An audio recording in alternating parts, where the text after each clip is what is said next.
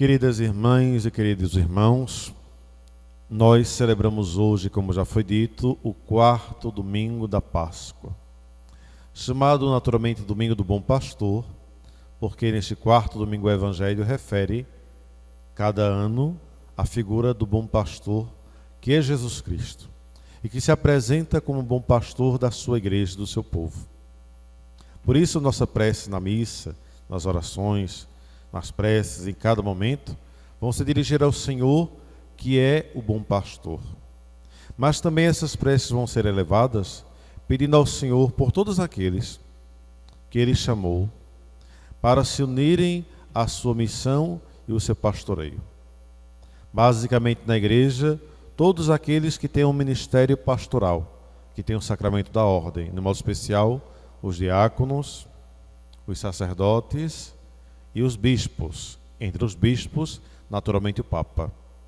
Mas de forma ampla, todos aqueles e aquelas que têm alguma tarefa de pastoreio na igreja, e assim, desde o catequista, com a sua turma de catequese, desde a pastoral da comunicação, com aqueles que são alcançados pelas mídias sociais, alcançando mesmo a cada pai e mãe de família que são, de alguma forma, pastores dos filhos e filhas que Deus colocou na sua vida. Nós pedimos ao Senhor que a alegria da Páscoa transfigure os pastores e os rebanhos, as messes colocadas sob o cuidado desses pastores, para que o rebanho não pereça por falta de quem cuide dele, por falta de pastores. Devemos rezar, sobretudo na igreja no tempo de hoje, pelos nossos sacerdotes, párocos das paróquias, administradores paroquiais, vigários cooperadores, bispos e papa, para que nesse tempo tão difícil dessa pandemia do coronavírus, nós saibamos ser sustentáculos da fé de tantos irmãos e irmãs nossos paroquianos, nossos fiéis, nossas ovelhas. Cada ano, como eu dizia, a igreja traz um evangelho que apresenta a figura do bom pastor. E nosso Senhor Jesus Cristo traça, pelas suas palavras, o comportamento, as características, o rosto de um pastor verdadeiro. Mas neste domingo do ano A, nosso Senhor não coloca muito a ênfase no pastor como ele deve ser, mas na diferença entre um bom pastor e um mau pastor. Ou em outra linguagem, entre um pastor e um mercenário. O que é que o pastor faz? O pastor cuida das ovelhas. O que é que o mercenário faz? Ele busca somente lucrar. E por isso, ele está disposto a matar, roubar e maltratar para tirar o seu lucro.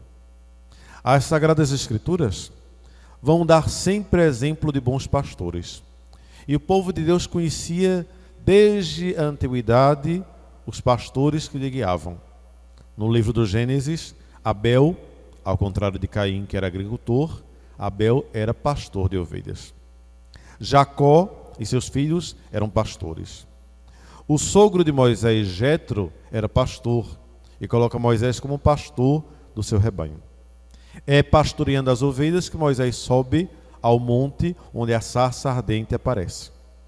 Também Davi era um pastorzinho e nosso Senhor chama Davi do meio das suas ovelhas para cuidar de um rebanho bem maior, que é o povo de Israel. Logo então o povo percebe que aqueles que vão lhe conduzir, os profetas, os patriarcas e mesmo o seu rei, não deverão ser profetas adivinhos, não poderão ser patriarcas autoritários e não poderão ser reis políticos somente, mas deverão todos eles, patriarcas, profetas e reis, serem pastores do seu povo. Profetas, porque vão guiar as ovelhas no caminho. Patriarcas, porque vão ser chefes de uma família na qual as ovelhas pertencem. E reis, porque vão cuidar de um grande rebanho, que é o rebanho do povo de Deus. Mas mesmo no meio de tantos bons exemplos, o povo de Deus vai conhecer maus pastores. São aqueles maus profetas, são aqueles maus reis que não cuidam do povo de Deus.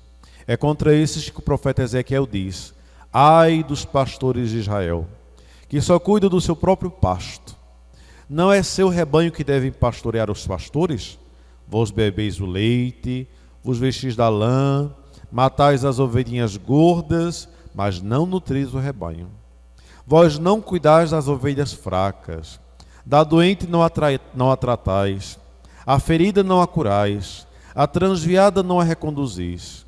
Ai das minhas ovelhas, que se dispersam por faltas de bons pastores, e se tornam assim presas de todas as feras.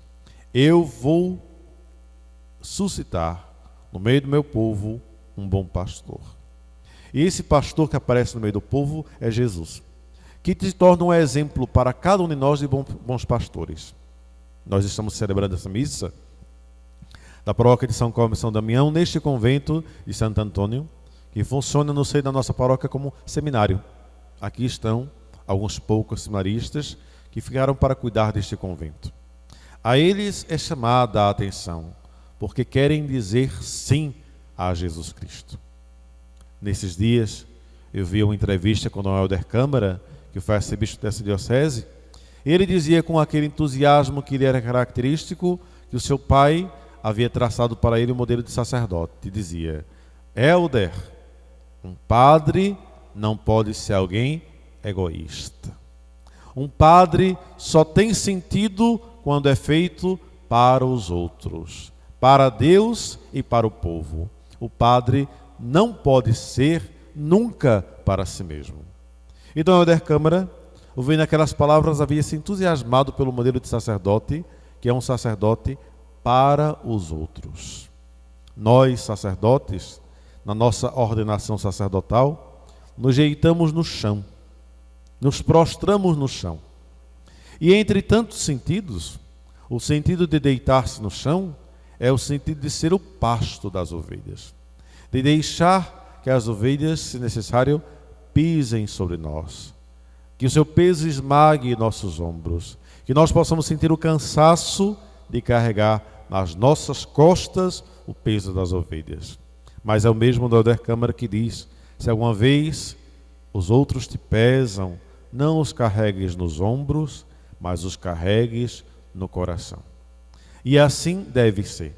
Cada sacerdote, cada pastor deve de fato carregar suas ovelhas no coração.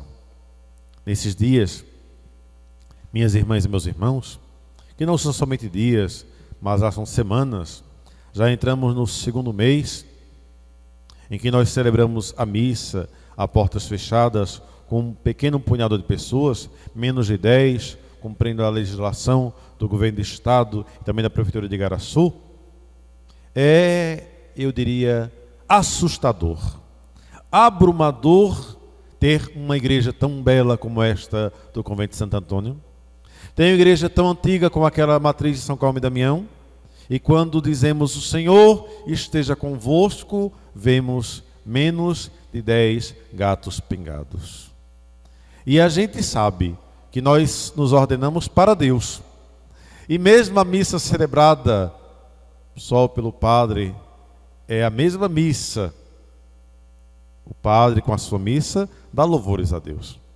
Mas o padre, e de modo especial o padre de paróquia, não um padre monge, não um padre eremita, mas o padre de paróquia, ele foi ordenado para servir o seu povo.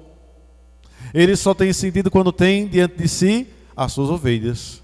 E por isso eu digo para vocês, como é duro e difícil. Como um se sente o coração vazio quando olha para os bancos e não vê o seu povo. É doloroso. Sei que para mim não é, mas sei que é para cada sacerdote que tem a sua paróquia, para cada bispo que tem sua diocese, para o nosso Papa Francisco. E por isso eu diria a vocês, neste domingo do Bom Pastor, rezem pelos seus padres, rezem pelo nosso bispo, rezem pelo Papa. Pode alguém dizer: os padres agora estão de férias, mas não estamos não. Os padres agora estão com menos trabalho. Não estamos não. Certamente cada padre gostaria, ao contrário, de ter muito trabalho, de ter 5, 6, 7 missas, se fosse possível, para celebrar no domingo, e não ficar com um punhado de pessoas na igreja e com aquela saudade no coração, o seu povo, que enche a igreja no tempo normal para cantar os louvores de Deus, para rezar juntos e para construir este rebanho que lhe foi confiado. Vocês, pequeno rebanho da paróquia de São Cosme e São Damião, saibam que os seus padres, Padre Messias e Padre Josivan, sentem uma enorme saudade de vocês. E gostaria de quanto antes sentir, como diz o Papa Francisco, o cheiro de vocês. Eu imagino como deve ser o cheiro das ovelhas, não é? Deve ser aquele cheiro bonito, campestre. E o pastor que mora com as suas ovelhas, que está com as ovelhas, fica impregnado do cheiro das ovelhas. É isso que nós queremos. Poder estar impregnados com o cheiro do nosso povo. Nosso Senhor diz no Evangelho de hoje: eu sou o bom pastor.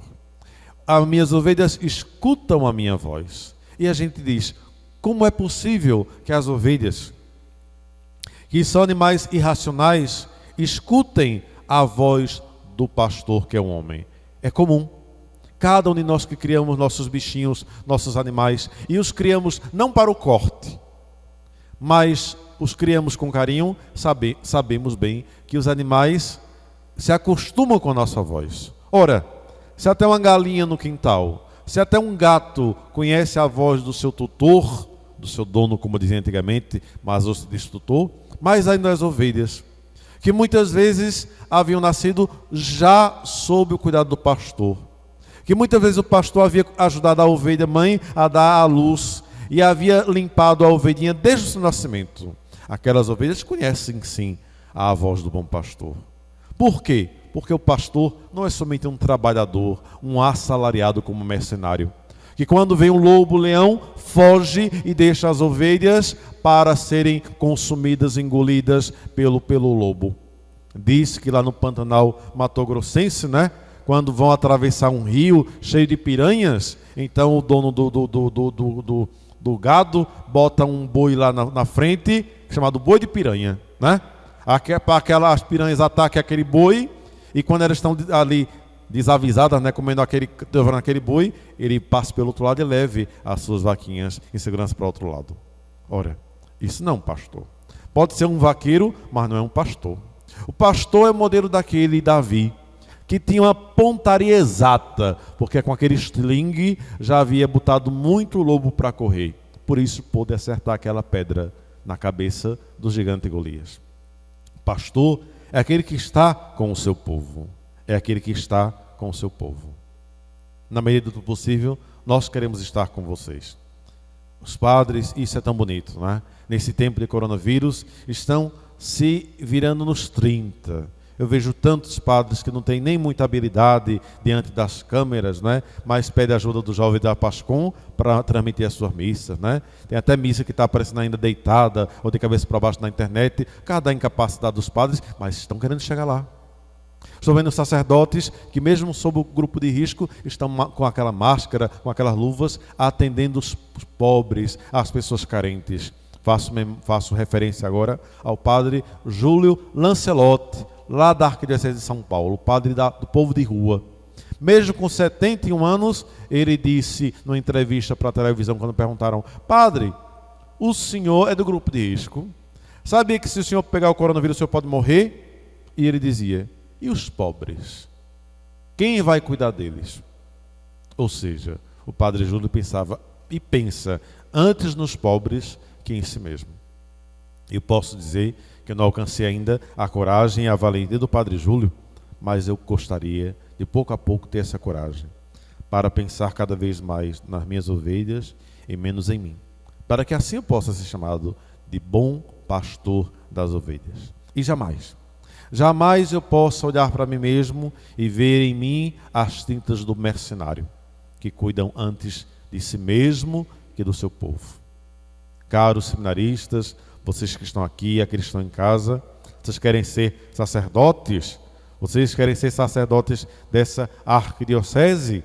Pois gravem bem exemplos de tantos padres que deram a vida e dão a vida ainda pelo seu povo.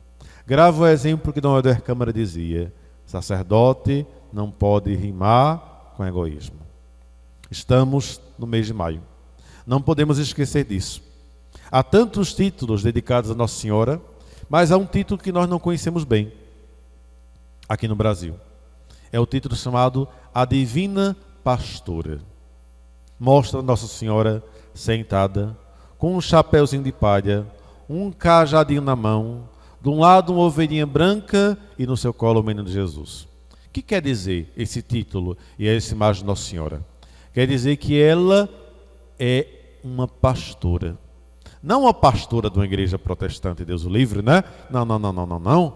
Mas ela é alguém que cuidou da ovelhinha de Deus.